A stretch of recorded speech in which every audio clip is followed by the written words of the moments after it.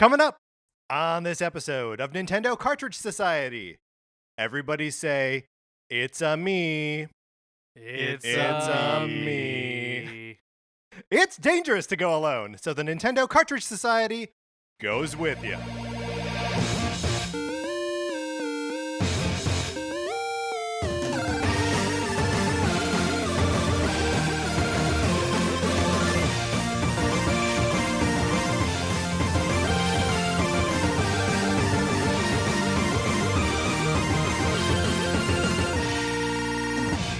Welcome to Nintendo Cartridge Society. My name is Patrick Ellers, and I am joined, as I am always joined, by my co-host, Mark Mitchell. Mark, how's it going? It's going great. Super excited for tonight's episode. We are also joined by host, producer, and Voke Kirk from the Mass Adventum podcast, Matt Acevedo. Hey! We made it! This is so refreshing. I have so much energy all of a sudden. This is so refreshing. I'm so excited to be here. Oh my God. Thank you so much for joining us, Matt. We are going to be talking today about video games or video game series that we think should be getting the Pokemon Snap treatment. What do we mean by that? Well, we'll talk about that in a second. First, we just got to mention, of course, the Sonic Forces borrowing program. Would you like to borrow my copy of Sonic Forces? You can, or you can get on the list too. At any rate, all you got to do is email us at Nintendo Cartridge Society at gmail.com and give us a mailing address so I can send you my copy of Sonic Forces. Mark, what might be in there instead? Untitled Goose Game. Might be Untitled Goose Game. You've got no say over which one you get. So don't try to sway me one way or the other. I've got no control. It's in the goose's hands. Wings. The goose's wings. The goose's bill. Do geese have bills or they must? What do you right? call it? Yeah. Beak. Mark, what else are we doing? We're also giving away a copy of Tokyo Mirage Sessions. Ooh, I gotta get it right. Tokyo Mirage Sessions Sharp FE Encore for the Nintendo Switch. We're giving away a code for the US eShop. All you gotta do to enter is write into us at Nintendo Cartridge Society at gmail.com. In the subject line, include Sharp FE, that is sharp, like the # FE, and in the subject, tell us who your Mirage would be. A Mirage, of course, is like who gives you power, your avatar in battle. And send this to us by March 15th. The days are few. Time is precious. The clock is ticking. Right. I'm running out of metaphors for letting you know how little time you have. If only we had more time, you could come up with more metaphors.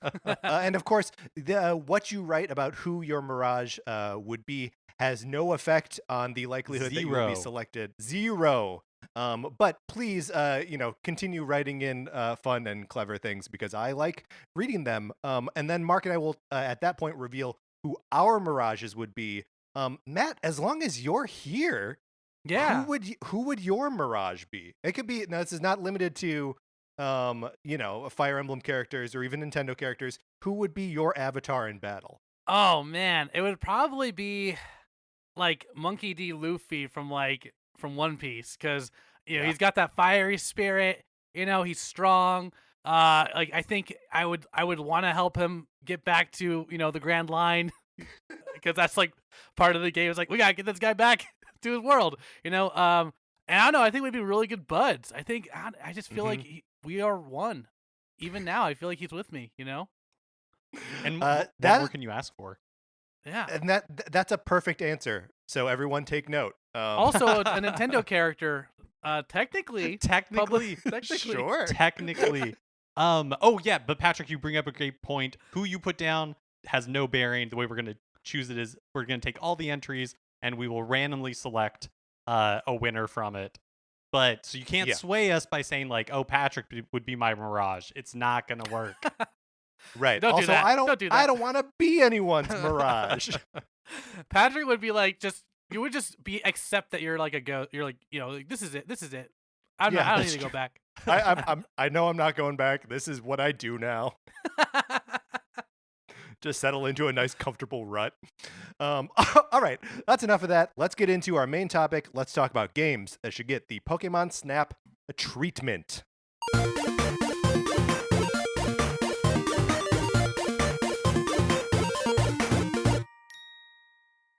Now, before we get into our lists, I think a couple things that we need to establish. First of all, what do we? No, maybe that's second. Maybe the second step will be what do we mean by games that should get the Pokemon Snap treatment? But just first, what are our various relationships to Pokemon Snap and our excitement levels for a new Pokemon Snap?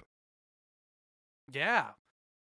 You know, I actually, as a kid, it was one of those things where I never owned it, but I would rent it like every other week at Blockbuster or Super Duper Video, which was our local video store. But I rented it all the time, and I remember like desperately trying to figure out how to find Mew because my neighbor James Cullen, I don't know if I should be saying people's names. What up, James? Hey, what up, James? Shout out to James. He was like, "Oh, dude, like you could get Mew, you could see Mew in the game." I'm like, and I believed it, and like I couldn't figure it out until I was like older, and I was like, "Oh my gosh, he was telling the truth the whole time," you know? Yeah.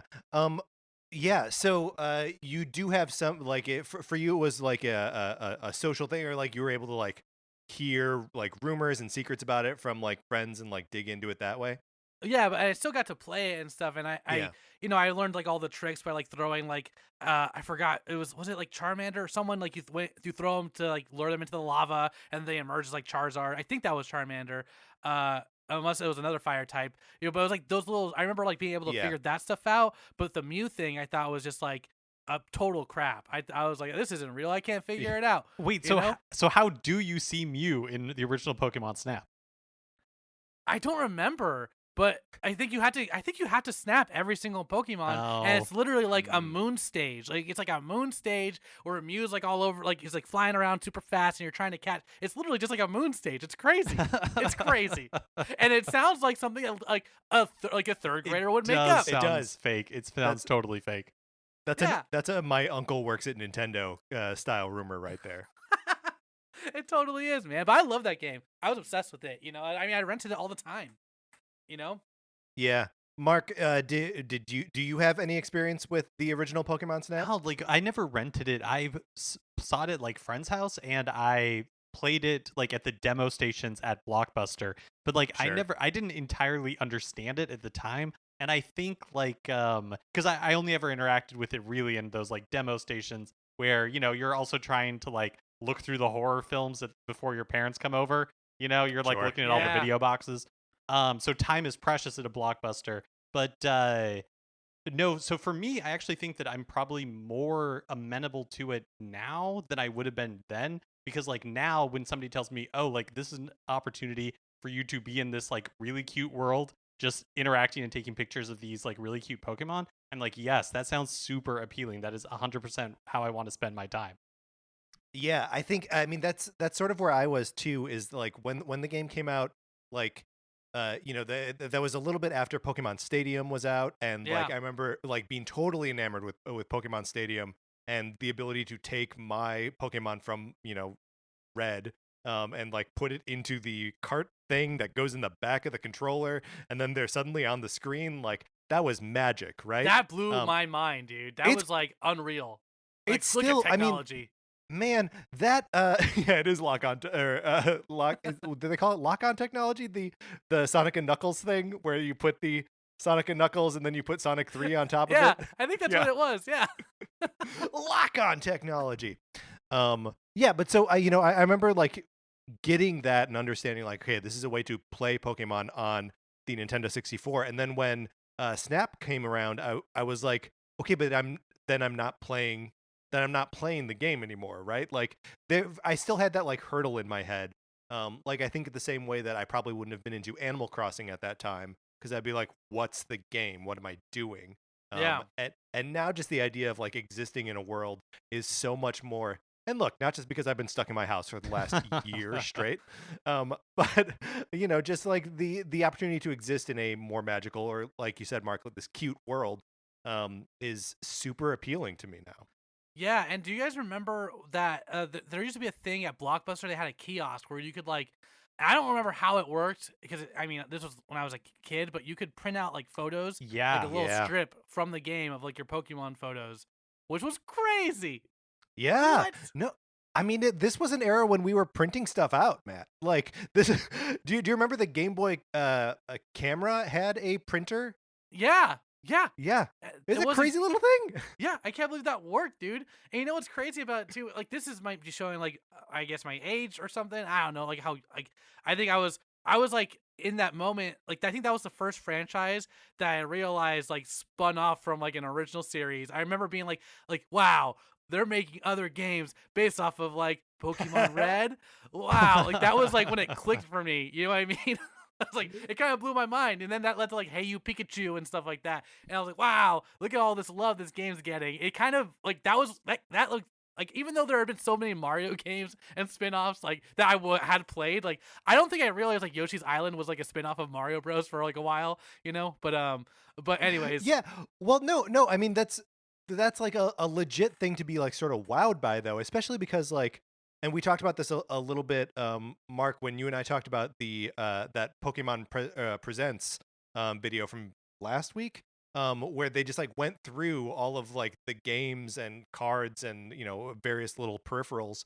Like Pokemon was so into things that you had to like plug into your game or plug into your controller or whatever, like all this hardware, all this extra hardware, all these peripherals that went with it. Like it is remarkable that this franchise inspired so much of that. Well, especially because like I mean, we take for granted how huge Pokemon is now and how like Yes. ubiquitous it is, that it's everywhere, but that was not always the case. So for a while, anything that they were rolling out was like brand new. It was like, we've never seen Pokemon do this before. yeah, like pinball. Pinball was another thing that like blew my mind. It was crazy. Well, didn't that have Rumble feature too? So crazy. Yeah. So that's like another hardware thing that they built, the Rumble. Right, it was the Rumble and not like a tilt thing. Yeah. Into the actual cartridge itself. Did you guys see that Pokemon 20th anniversary with 25th anniversary with Post Malone? And before that, it showed like that was pretty weird. Like I don't know, it's like Post Malone, Hootie, and the Blowfish, and like and like Groudon. Weird. It was really yeah, weird. it's like someone pulled proper nouns out of a hat, right? 100%. But before that, they had a video that was literally showing. I think it was before the direct actually of like every single product they ever made. Like, up till now, and that kind of blew my mind. How much of that I actually had too, you know? Yes. Did you have the little glow wand that when you shook it back and forth, like the Pikachu showed up? No one had that. not. Come on. That one's make believe. They put one fake thing in there and that was it. So okay, Pokemon Snap then, what do we mean when we say that like another game would get the treatment of Pokemon Snap? And I'll start with how I interpreted this is a way to interact in a like peaceful or passive way with a game's world and or characters without having to engage in the specific systems of that game. Is mostly how I'm seeing it. I mean, I think that's great. Yeah. No argument for me. Very good. Well, who would like to? I'll go first. How about that? I will go with my first. We each came with a couple different examples here.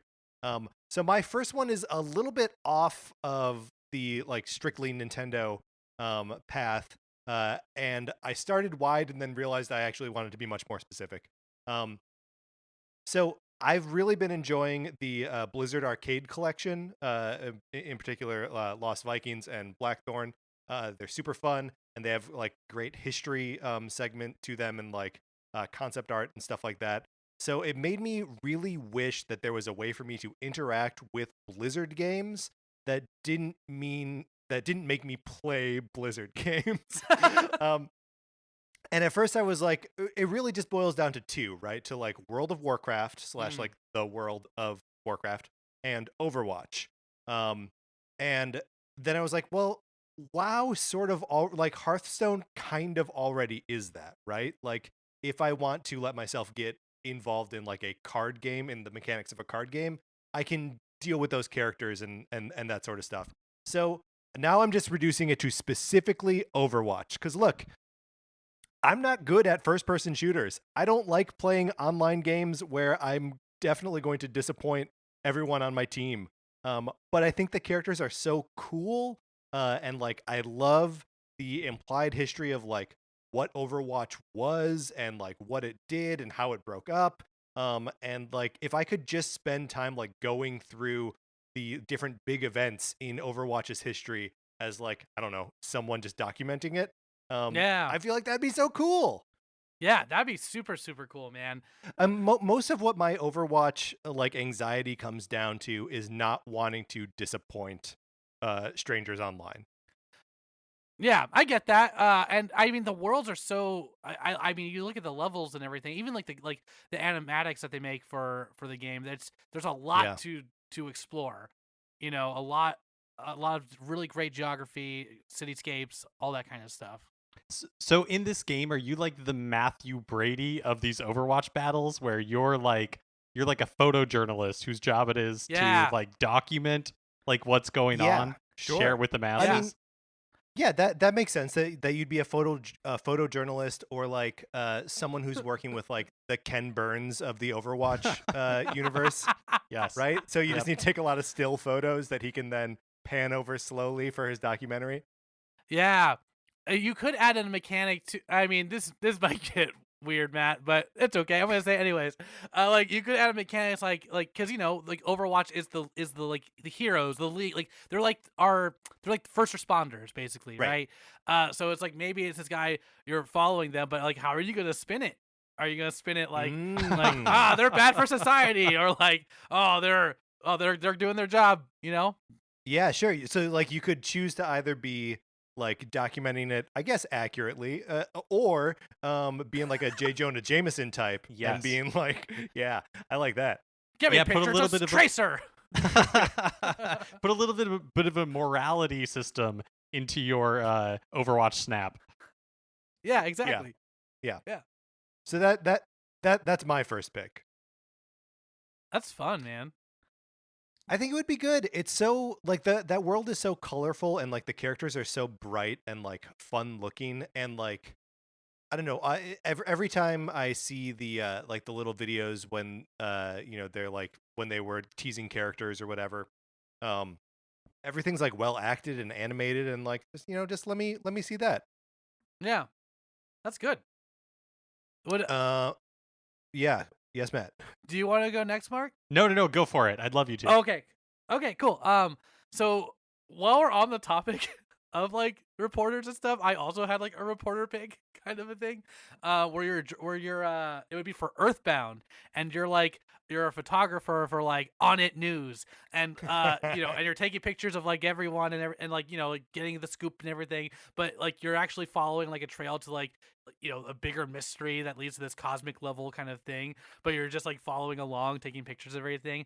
I think that world has like a lot of fun creatures, and I think it'd be really cool to have like this weird kind of twist on it, just like the Overwatch thing. We were kind of thinking the same thing there, but I think that would be really cool for sure.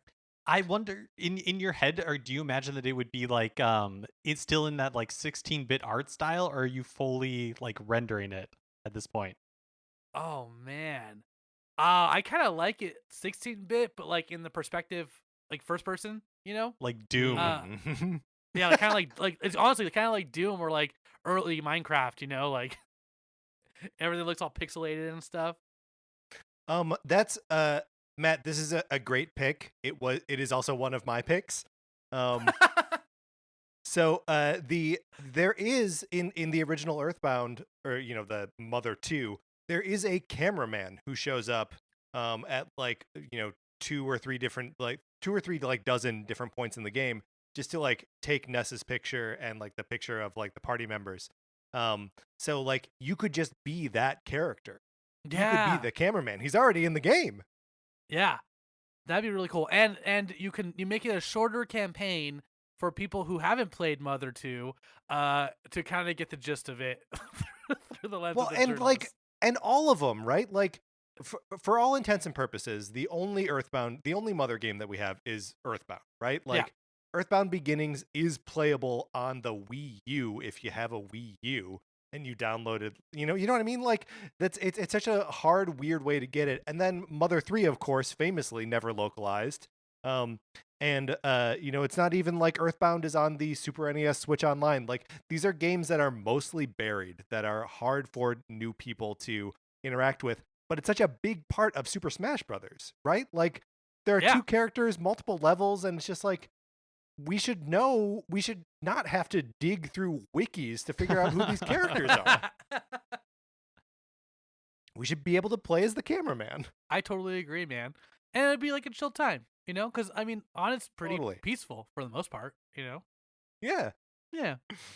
Well, we were it's just we were talking about Earthbound on a recent episode when we were doing our Mario Vision episode, and it makes me realize that I want to spend a lot more time in the Earthbound universe, but I kind of hate playing the game. Like it's like all the worst parts of Dragon Quest, and I'm like I don't have like the patience for that anymore. And you can't speed it up or anything like that. Right. Oh man, yeah, I get it. Well, I think the thing about like an Earthbound snap is that the world of Earthbound and like the characters are like some of it's unsettling and very weird. And so you could either like have levels that kind of embrace that, or if you wanted, you could just like ignore all of that stuff and just go for like the homie Americana. Yeah. Okay, yeah. I like the pictures idea at the shopping mall. I also like the idea that like even if you get the weird pictures, you like get to like make the headline, like the tabloid headlines. It's like, monster from the unknown. I don't know, like make it all. No, that'd be good. That'd be good. You could write the headlines. That'd be awesome. Well, speaking of journalists, I also have one that involves photojournalism, and it is Marvel Ultimate Alliance Snap. Oh, that's cool. Because one of the things that I was like considering when I was making my list of like games is like, what like games or what franchises have a colorful cast of characters that you would want to see like interacting with each other. So my pitch for Marvel Ultimate Alliance Snap is that you are Peter Parker, Daily Bugle contract photographer, and when there's like a cataclysmic event that threatens like the Marvel multiverse, J. Jonah Jameson reluctantly agrees to pay for you to like go globetrotting, to get up close and personal photographs of Marvel heroes and villains, but the quality of your photos like matter, because if he's not happy with your work, you have to pay him back part of your advance. Whoa. That's very J. Jonah Jameson. Well, so let me ask you this. You're Peter Parker. Famously, Peter Parker is Spider-Man, right? So are you able to use Spider-Man abilities to like first of all, are you there as Spider-Man or are you there as Peter Parker? I guess you're there as both, right? Like, yeah. That's the whole Peter Parker thing. Yeah, no, I know, like I get that, but like, is it because it is a globetrotting thing, right? So like, if he's there in the costume, and then he can just take pictures and like that's fine. Yeah. Or like, does he like sign up with them in street clothes and then like can't change because it'll like give it away? Yeah, I bet the way I envision it is you start where it's just like, no, you're like restricted. You are just Peter Parker, and then as the game goes on, and maybe like the climax is you're able to like use your Spider-Man powers. Maybe J. Jonah Jameson is basically like Adam Malkovich from Metroid Other M, and every once in a while, he's like, I'm just checking in with you, Peter. You're about to, get into your Spider-Man gear, and he's like, hey, just checking up. Do you have time for a FaceTime? And so, you're just not able to. So he busts you back down. Yeah, exactly. Yeah.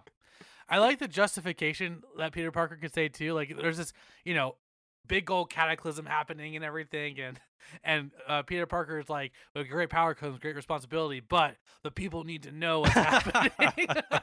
I have to document this. That's important too. Well, they have Miles Morales, and even look, Spider-Gwen's here from a different multiverse, so we're cool.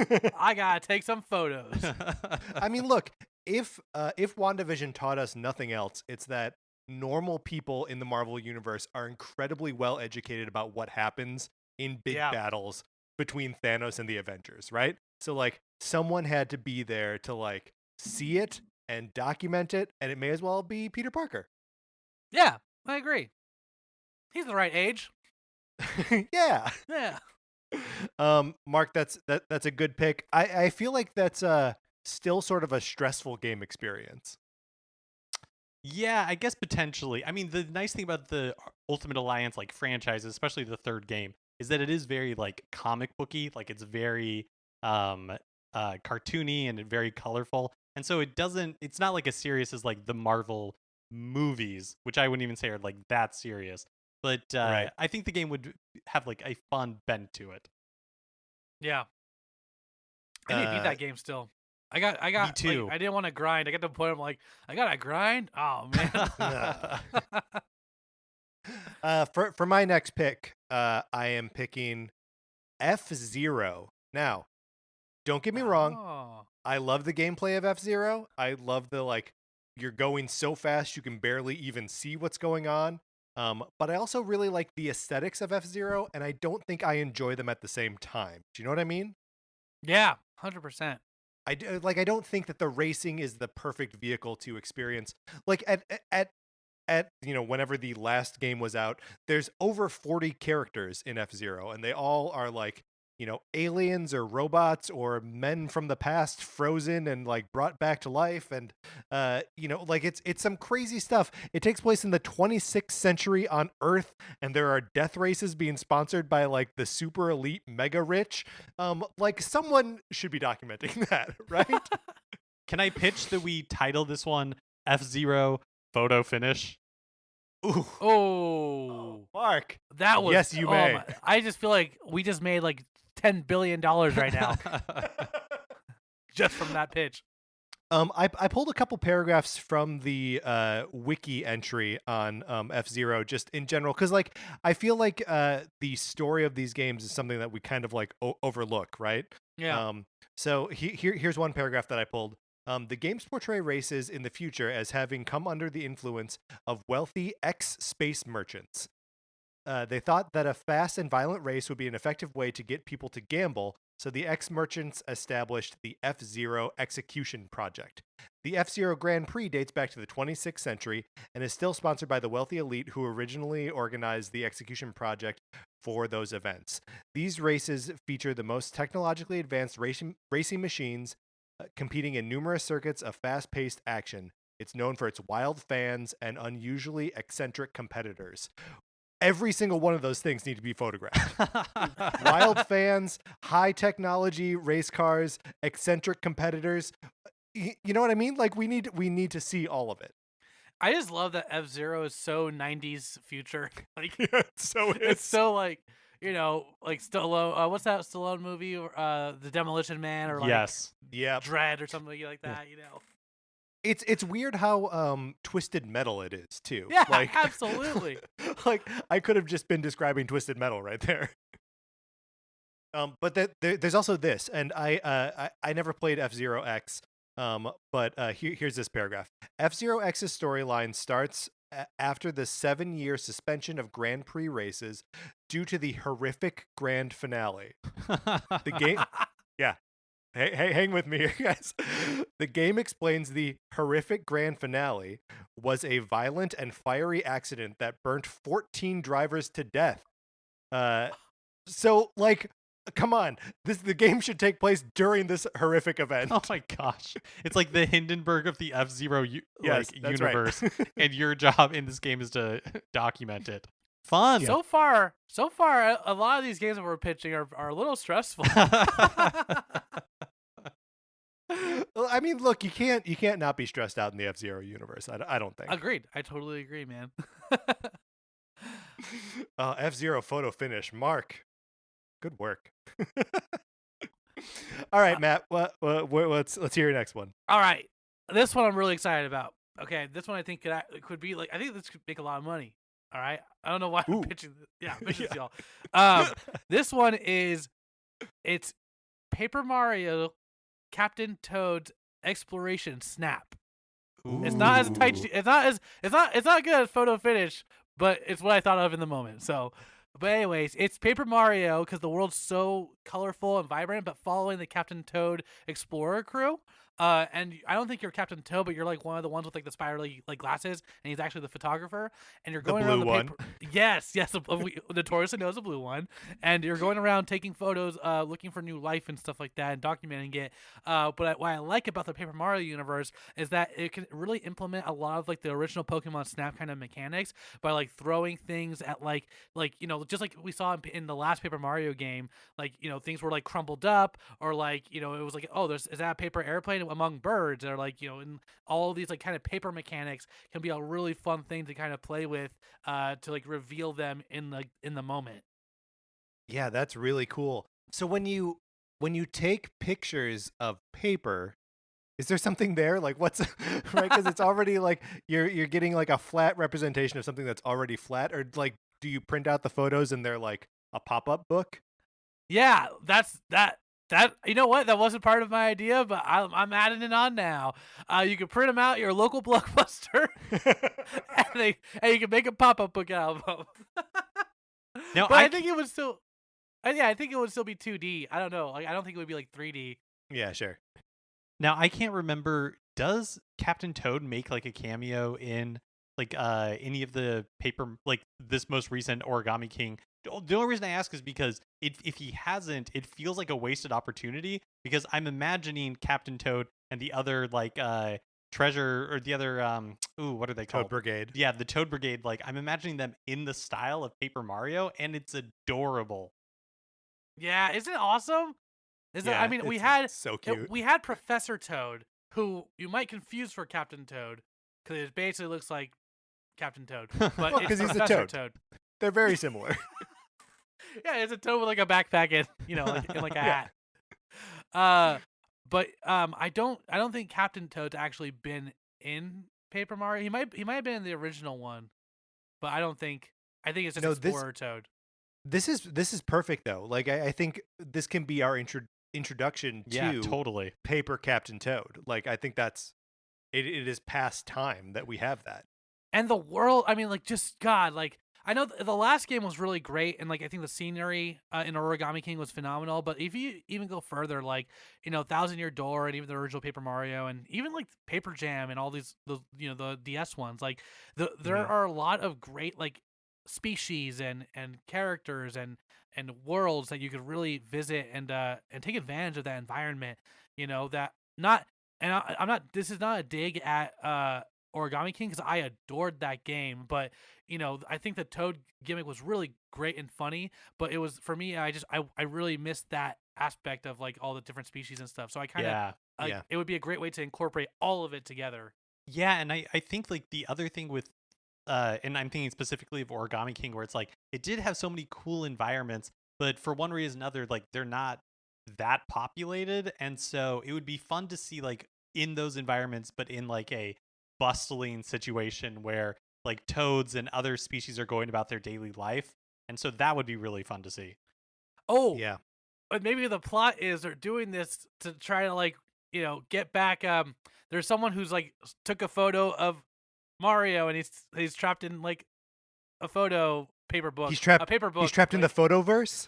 Yeah, he's trapped in the photoverse. So it's like the Toad's gotta bring him back. It sounds like Luigi's Mansion a bit, but but he's literally in a photo book, a photo album. Right. Right. Yeah, that's the gimmick. No, that would be so. Okay, so Mario is trapped in the photoverse, and therefore like trapped in a photo album, and you need to document the entire world so that Mario can travel through that world. Like you're taking pictures and putting them in the book. Oh, that's so and then good. Mario can like travel through the world in the photos. Guys, I hear like $500 million right now. That sounds like a Paper Mario game, and I would play This the is a crap good out one. of it. That's really good. Oh my god. Okay, So Mark. My next pitch is Famicom Detective Club Snap. Okay, all right. Here we go. Pitching on a game none of us have played. Exactly. All right, yeah. here we go. I'm excited, right? I'm excited for Famicom Detective Club. So this is what I'm imagining. It's a Pokemon Snap / adventure game mashup. So you play as a crime scene photographer, and so you're obviously like on the scene after a crime is committed. And the crimes I'm imagining are like we're talking like Murder, She Wrote level murders, where it's like, yeah, there's like murders, but it's light, it's fun, everybody's having a good time. And then also there's like, except for the dead person, but there's also like thefts, of course, stuff like that. and their family, of course. Yeah. But like Murder by Numbers, Phoenix Wright, like that level of like murder's Sure. bad, but we're all having a good time talking about it.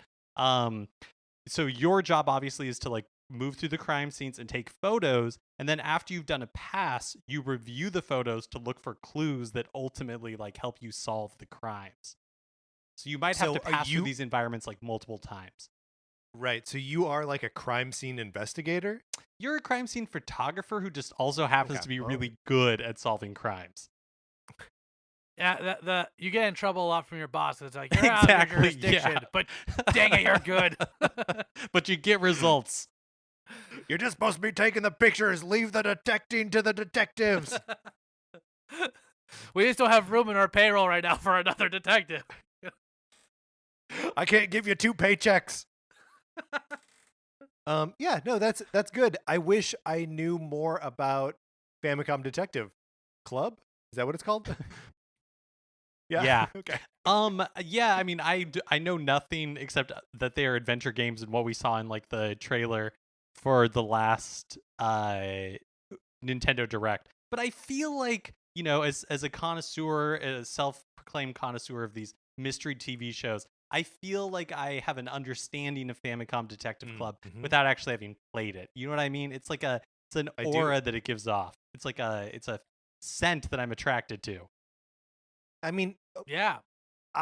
When those trailers popped up in the Nintendo Direct, and mind you, when I'm watching most Nintendo things, you are like the first person I think of anyway.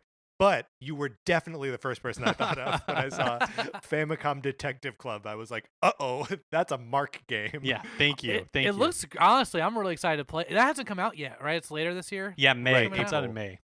Oh, in May? I'm excited. I love a good like visual novel mystery, Mm-hmm. And it's gonna be a lot of fun. Yeah. But I like that spin. I'm excited. Yeah, it makes me want to play that game to play the picture game, Yes. Also, it sort of makes me want to go back and replay Murder by Numbers. And Murder by Numbers has like a little bit of like a scan the environment to find a clue type situation going on there too. It's true.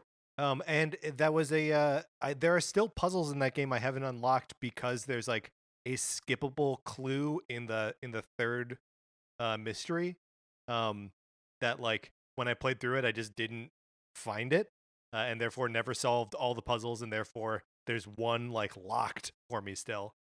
Makes me so mad. So I'll go back to that, I'm sure. Look, I haven't played Picross in a long time, so I got to get back to it. Patrick, you gotta teach me how to play it, dude. Because I've never actually learned how to play it. I tried playing it on the SNES, the SNES Switch Online app. Thank you. That's the name for it. Yeah, Switch Online SNES. But I had no idea what was going on. I was like, this is cool. I don't really get it. I think it's Minesweeper, but I never knew how to play Minesweeper. I just pressed until a mine showed up. So it'd be good to learn it. It's so different from Minesweeper, man. See, I'm already learning from you, man. I would say if you're going to try to learn how to play Picross, the Japanese language version of it is not the place to start. Definitely not. I tried. Not. It had Mario on the cover, Which is hard to say no to. I believe there's a demo for Picross S4 that lets you play through the like tutorial phases for free. Cool. Well, there you go. So my next pick, and this is another. I feel like so many of my picks here are based on games that stress me out when I play them normally, and I just want to experience them without being stressed out.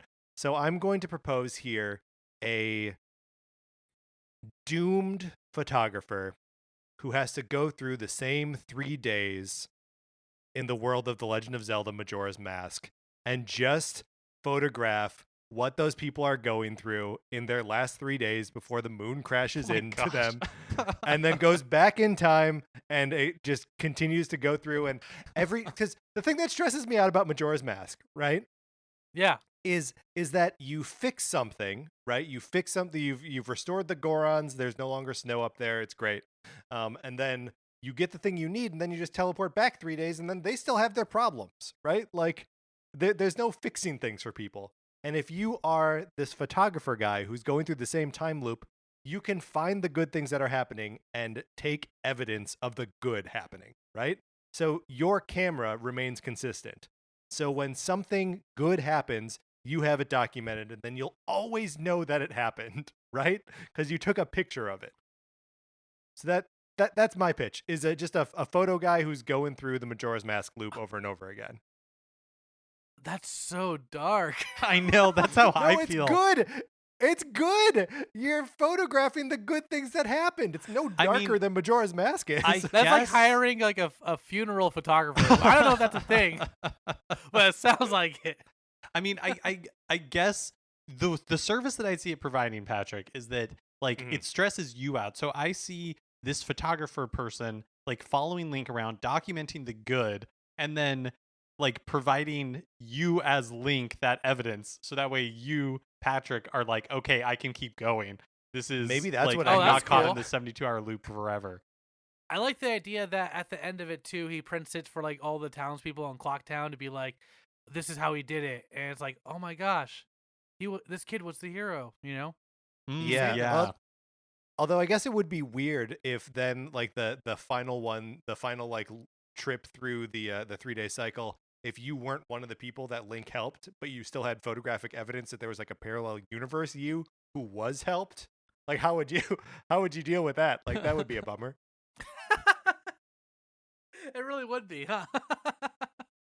All right, I pitched a dark game. I'm sorry, guys. I love it. I do think it's good. I thought it was very dark, but I do think that's pretty good, man. I feel like it is the one that we've pitched so far that like really makes you think. Like it really holds a mirror up to society. Okay, all right. Oh man. All right, Matt, get us out of this darkness here. Well, guys, you know, with every age of darkness comes a hero. And I think in order to document this journey, we need someone to document the game of Dragon Quest, all of them. All of the Dragon Quests. Yes.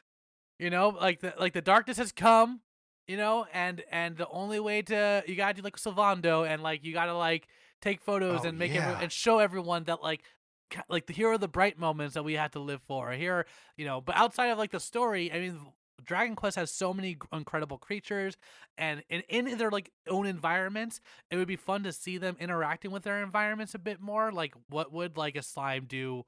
Like, what would it actually be doing? I mean, I guess it'd be hopping around, but like, what would like? But to what end? Like, why do they do that? Why do they do anything? Yeah, but like you could like in all these different geographical areas of the map, like there's so many different creatures, so many different environments. Like it's another one that I just think would be really cool to see them in their like do their thing, like right, because you know in the game they're just kind of wandering until you hit them and then they're like bouncing. But I'd like to see like they're kind of like Pokemon. Like what would they do in the wild? Totally. You know? Yeah. No, I completely agree. Like I feel like a lot of the games we've pitched have like the activities that we're observing are so like intense or active that this idea of like that's part of the joy of the idea of Pokemon Snap, and like seeing that in the Dragon Quest world where it's like what are like slimes getting up to? Are they just like, do they crash into each other? Are they other slimes? Like all of that just sounds so much fun. Yeah, and you know what's like, put it on a track. I don't care. Like you Totally. can do the different areas, like, and just put it on a track, and each level is that area. You know. You know what the other part that's attractive about this to me is like, look, I played Dragon Quest XI Echoes of an Elusive Age Definitive Edition for the Nintendo Switch, just as you did, Matt. Yes, you convinced me to play it, actually. I know, it's one of my prouder moments. The game, you know, is like obviously this like huge part of like Dragon Quest history. You play as the Luminary, right? Which is a character that gets referenced over and over again in other Dragon Quest games. And it's just like, that's something I only know about by reputation, right? Like I don't actually know the other Dragon Quest games. And while the first 3 are available, like their mobile versions are available on the Switch, that's still like 7 other Dragon Quest games that like I have no real frame of reference for, right? And some of them are on 3DS, but like, do I want to play games on my 3DS anymore? Some like, do I have to find like a PlayStation 2 to play Dragon Quest 8. You know, like it's all in the same way that like putting the mother games in a Snap style game lets me experience those. Like I just want to experience the world and characters of the other Dragon Quest games so I can better appreciate my time with 11. And I'm not gonna lie, like, when I 11 was the first Dragon Quest game I ever played, and like when I got to like the TikTok people or whatever they're called, the talking Yeah. pins, I was Yeah. like, I can't go through these. These are too slow. They're taking forever. Yes. Like the game is so much more improved. Like, why didn't they just keep those when I went back and just change the style? I don't know. But like, Yeah, I the- want to the enjoy retro- the game. Yeah. Yeah, the retro is a grind, dude. It is. It's such a grind, yeah. Yeah, does not age well in my opinion. So this is a great way to enjoy it. Yeah. So my next pitch is for Animal Crossing Snap. Aww. Animal Crossing too stressful for you?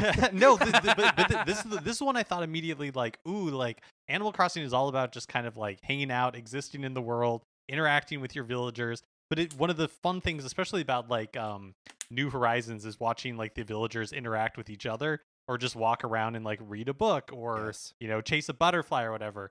And so I think it would be so fun to do that and to see like, I mean, the environments that you could do are kind of like endless. There's a lot of games to pull from. You're not stuck. You don't really have to like just do an island or just do a city or just do a town. Really, you could put these villagers like anywhere and it would be appealing to me. So the framing device that I have for it is that like you're still of the villager as we know you, and you're customizable, but you're starting a new job with the Happy Home Academy. And Lyle explains to you that like the academy they're expanding to rate like entire cities and islands.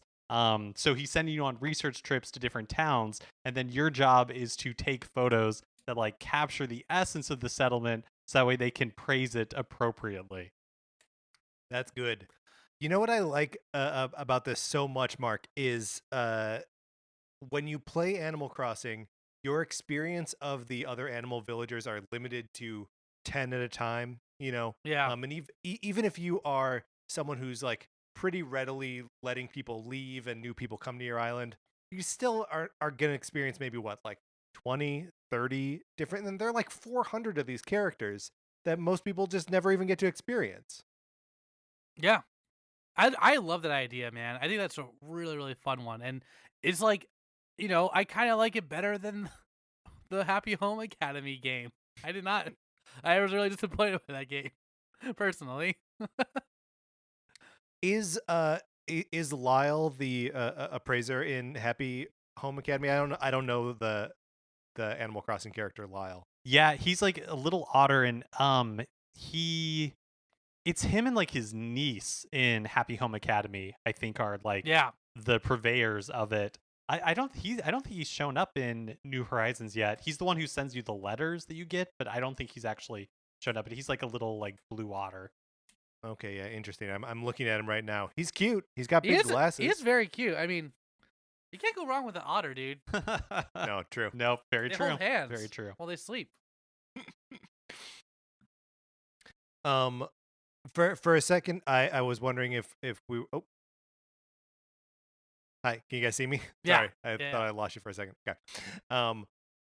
For a second, I was wondering if you were gonna have to play the game as Harv, the guy who has like the photo booth in his like secret island. Yeah, no, Harv kind of skeeves me out a little bit. I Yeah, totally me too. agree. I went there once, and then like it was like I went there to like visit a timeshare because like I got like some cool feature. It's like, oh, let's go try this timeshare. It's not a big deal. And then, Totally. I was like, get in the car. We need to leave now. Yeah. Yep, absolutely. Like Harv's like skeevy like secret photo island where he's like, bring your friends, and it's like, no, absolutely not. No, thank you, Harv.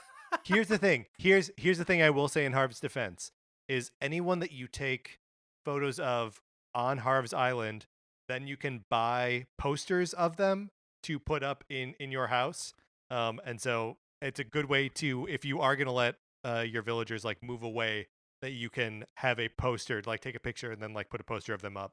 It's and kind of then they're gone. Yeah. I think it's kind of it's like what if your villager walks in and like sees a poster of themselves, what would you do? Like Patrick, if you came to my Mark or Patrick, if you came to my house Right, and on the wall right. is like, oh, there's this Well, look, they can't. I They printed can't out come your into your headshot. house. I would love to be able to invite my animal villagers into my house, but they can't right. come in. Oh, you're so right. And you It's used one of to the be biggest able bummers. to. Yeah. Yeah. Well, They need. I don't think they would say anything about the poster. No, probably not. There is a horse on my island, Ed, who is great. But he has a photograph of himself up on his mantle. Oh wow. I don't Ed, know what are about you that. doing? I don't know about that, Ed. It's a weird choice. Is it like his headshot? Like he's like proud of his first headshots or something? I guess so. It's framed. No. Well, he sounds like he needs a friend. I'm glad you're there, Patrick. He's a good horse. We've got two good horses, Ed and Roscoe. They're very good. Would you say he's a good neighbor? He's the best neighbor. Yeah. All right. Mark, that's a good one. I like that. That sounds like nice and chill and fun and a good like use of Animal Crossing. Yeah. Okay, now I've got some backup ones here. Because we already talked about Earthbound was one of mine, as was one of Matt's. So I'm gonna go with Fire Emblem, and this is another one that falls into the same thing that we've discussed a couple times, where like I do really like the combat and like the gameplay of Fire Emblem, but there are just so many games in like the Fire Emblem, and like I've beaten 2 of them, like I just want to be able to understand more about the universe without having to sink 80 hours into each one. So, and I this is one where, because it's a backup, I didn't really have like worked out who you play as or why you're documenting stuff. But it's mostly just for my edification. I want a battlefield photographer there to see how people are, like how they're dealing with the stress before the battle, what sort, like who's hooking up the night before the battle, where the connections are being made, and then like how they fight.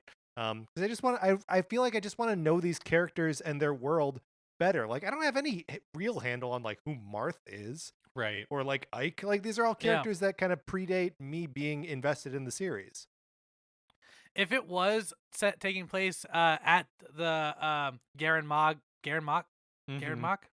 Garrick Mach Monastery, yeah. Thank you. If it happened to take place there, if that was the game, at the newest one was in 3 Houses, you could be like a Colin Mc.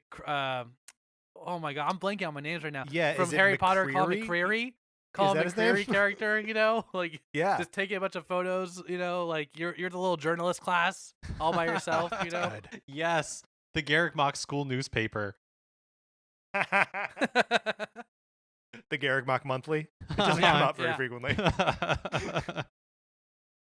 You can cover like friendships being betrayed and stuff like that, and who's dating who and all that juicy goss, the hot goss, and it'd be like, is the professor setting these people up? Who's having tea with the professor? That's great, man. Yeah, so I mean, I guess that's interesting because like that's a very good and like easy and like makes a lot of sense if it is all happening at Garrick Mach Monastery. But like I understand those characters already, right? Yeah. That's fun, man. Yeah. I always feel like I just, it's just such a time commitment to like play a Fire Emblem game, right? And they get like, the stories are pretty bonkers, like dealing with time travel and like it's like your kids and all this stuff. Like, yeah, man. God, I love the story in Awakening. It's so good. It's very good. I'm actually playing through that right now. I bought that because the 3DS stop is still active, and I'm playing through it right now. So, that's awesome. I'm actually playing through partially because I was thinking about this. I'm playing through Fire Emblem. It's called If in Japan, but what is it actually called? Fates. I'm playing through Fates right now, which is super fun and super good, and like the story is as bonkers as any of the other ones. and like betrayal and all this stuff. But like I got halfway through a fight and then, lost one of my characters and was like, well, now I got to start this over, and like if I'm just taking pictures, then I don't have to worry about that. Yeah. Matt, do you have one more at this point? Or I do. Are you tapped out? I forget. I do have another one. I have one. And this one's it's a deep cut, but it was an exclusive to the Wii, but did get a sequel that went to other platforms.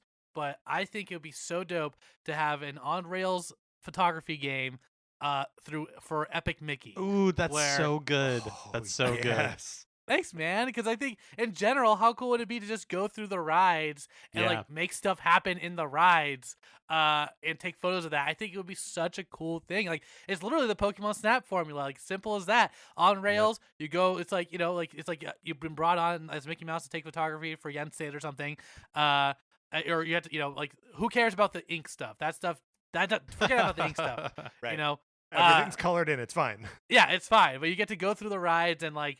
You get in like the vehicle. Each vehicle's based on the ride, and like it just would be so cool, man, to trigger events like that. And I feel like, yeah, I love that idea so much because I feel like the initial ambition for Epic Mickey, like when you look at some of that original concept art and like development it's art, so good. and like it was like the final game was interesting if nothing else, but to see like where they started and where it ended up, like I feel like with a game like this, because it's more on rails, because it's more guided, like they could go back to that original kind of like Totally. scope, which would be so Yeah. cool to like see that realized.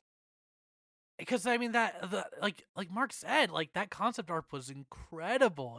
It made me get the game, Yeah. And and in this version, like I kind of think lean into the spooky because it looked pretty spooky. Totally. From, the concept art. It looked like Five Nights at Freddy's esque, but not as scary. Not as scary, but like Not know what I as mean. scary. Right. yeah. No, yeah. that it's so cool that because like I feel like one of the problems with Epic Mickey is that it like sort of fell victim to the fact that it had to be a video game, right? Like that it was such a cool like way to explore Mickey history and Disney history, and then they were like, well, you can't just like interact with it peacefully. You have to be like running and jumping and platforming and using ink to whatever. And like if you're just there to witness it, that's so much better. Yeah, yeah. I think that'd be sick. Because you're right, dude. Some of those levels were just so. I was like, I just wanted to go on the Jungle Cruise, man. I don't want to. Yeah. Some of the platforming I thought was like pretty rough in that game. Well, wait, hold on. So this is my mind is racing here. This sounds amazing. I would love this. I would love to play it. Could we apply the same thing to Kingdom Hearts? Absolutely. Oh man, yeah. Absolutely. Oh my gosh. And like each world would be its own. It's like they're just flying the gummy ship to each planet, which is like we're in Mulan world, and it's like you just see all the characters. And, Yeah, like, you can that would be trigger events so and good. stuff. That'd be so It's like good. Oh man. Like you could use Faraga and like light fireworks on fire, and then like a Mushu's like, who did that? I don't know, like cool stuff like that. That's so good. Oh man, Matt, that one's the best. Yeah, that's so Epic good. Mickey is so good. I mean, Oh, you guys. that brings up like this isn't like one specific game, but just like I feel like a lot of these ones we were talking about, or even when you brought up like Kingdom Hearts, where it's like, ooh, like this feels like such a good selfishly like such a good avenue, like these sort of Pokemon Snap games, to revisit games that I love that like I don't necessarily have an opportunity to play that often. Like so many of like the RPGs that I played as a kid, I would love to exist in like a Pokemon Snap type world where it's like, yes, let me go through like Chrono Trigger. Let me go through the world of like man. the different like areas of Chrono Trigger, but like let me do it in this like Snap type thing where I can be a little more passive. Yeah. Yeah. Even like, look, Gex is a bad game, right? But the appeal Sure. of it for me as a kid was going into like the different genres of film. So like, let me go be the set photographer for all of these films. Yes. Yeah, Yeah, totally.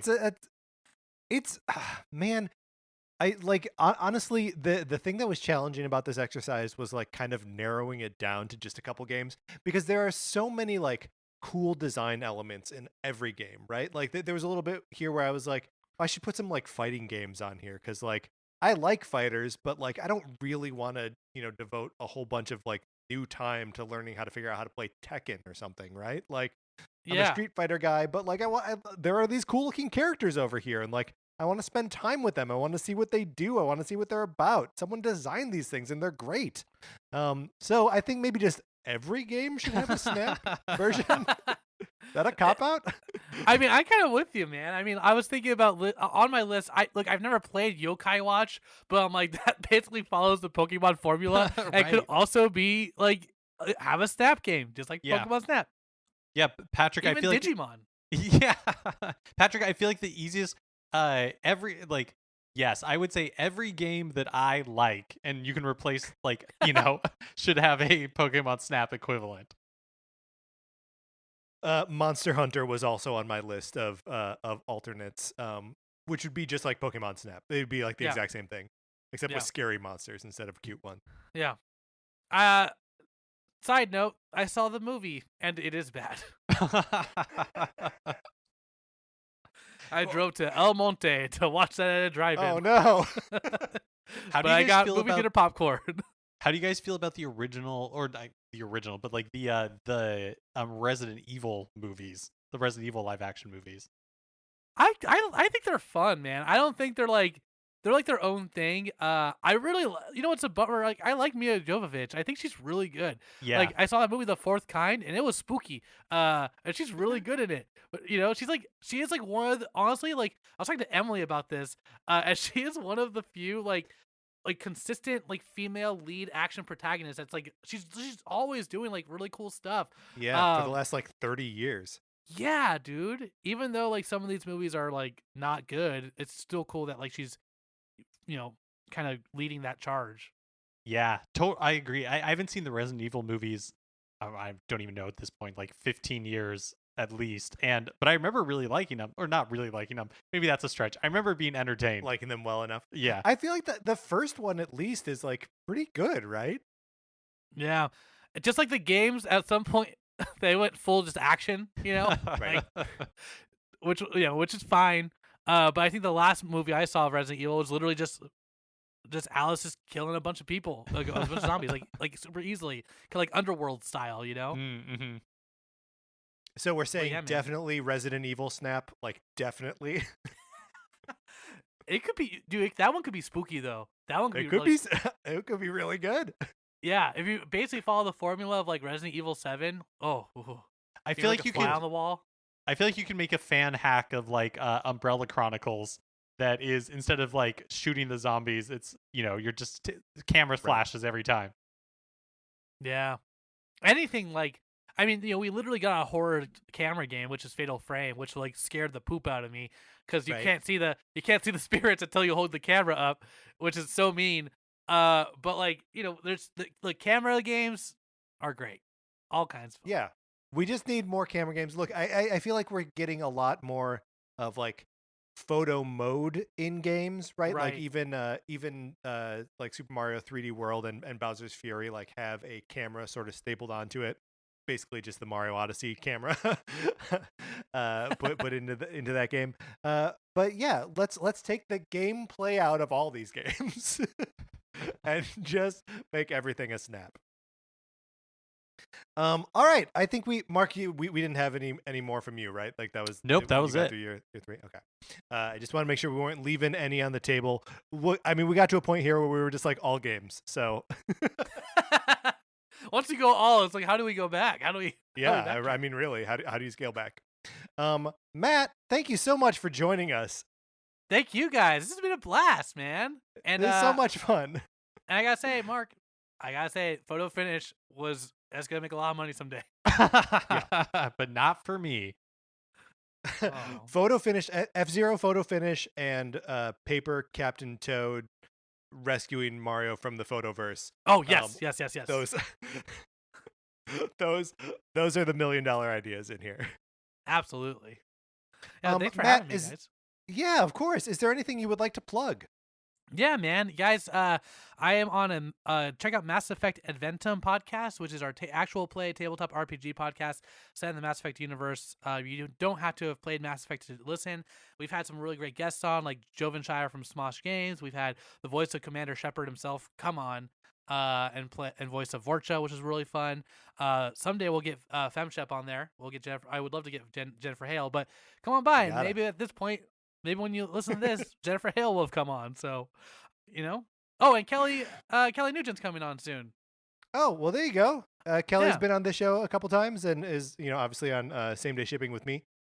So yeah, you know you like Kelly already, everyone. That's right. And you like Matt. Yeah. Thanks, man. So come check that out. Yeah, check it out. All right, let's close out this segment here. That is going to do it for this episode of Nintendo Cartridge Society. Remember, please rate, review, and subscribe on Apple Podcasts. If you enjoyed the episode, please share it on Facebook or Twitter, or wherever you share stuff. That helps us out a lot. You can follow us on Twitter. I'm at Patrick_Ellers. Mark is at MKE Mitchell. The show is at Nincart Society, and Matt is the Matt Acevedo.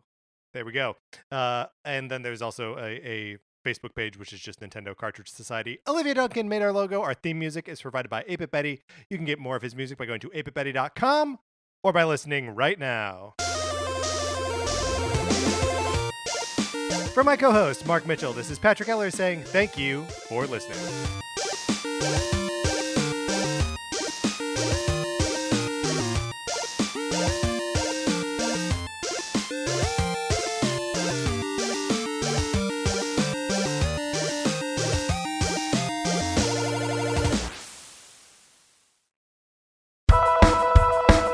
My name is Will Hines, and I am a ghostwriter, meaning I write other people's books for them. And I have a podcast called I Will Write Your Book, which are recordings of my meetings with my eccentric clients, such as a woman blocked after one sentence of a children's book about her dogs, a romance novelist who dislikes sex, and a man proud of having sampled everything in his local grocery store.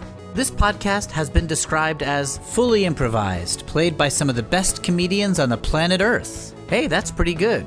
That's I Will Write Your Book on Campfire Media. Campfire.